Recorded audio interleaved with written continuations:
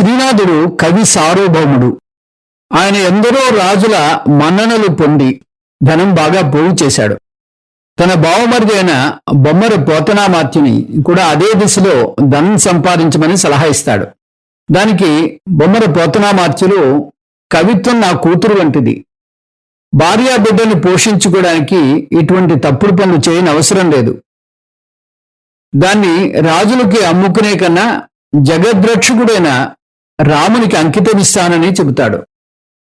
బాల రసాలసాల నవపల్లవ కోమల కావ్యకన్యకన్ కూళలకిచ్చియ పడుపుకూడు భుజించుట కంటే సత్కవుల్ హాలికులైననేమి, గహనాంతర సీమల కందమూల కౌద్దాలికులైననేమి, నిజ దార సుతోదర పోషణార్థమై అని బొమ్మరపోతన శ్రీనాథునితో చెబుతాడు.